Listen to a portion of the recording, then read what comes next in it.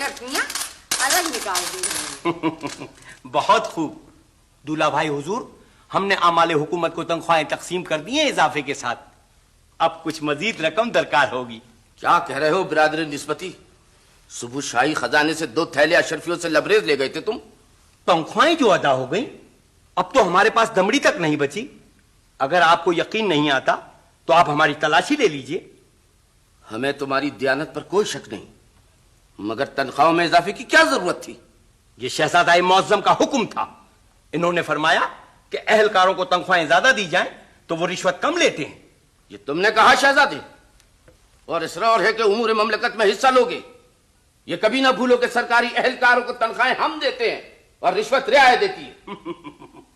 आप फिक्र न कीजिए दूल्हा भाई हुजूर, अहलकारों पर जुर्माना करके तनख्वाहों में इजाफा बराबर कर दिया जाएगा। आप ये फहरिस्त मुलाहिजा फरमाइए इस माह के अखराजात की। तनख्वाह वजीर सकाफत 50 अशरफियां, दस्तखत मौजूद।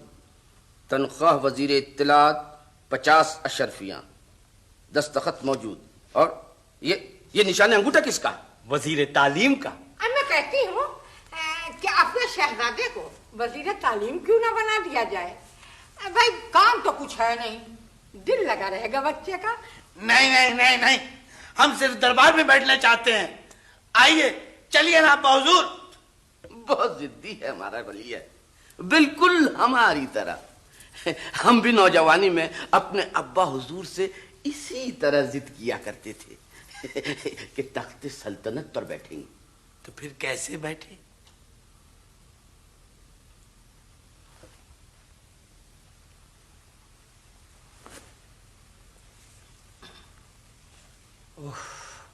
हमशीरा, आज हम बहुत थक गए। अरे कैसा हलकान हो गया है मेरा भाई। आओ 2 घड़ी आराम कर लो।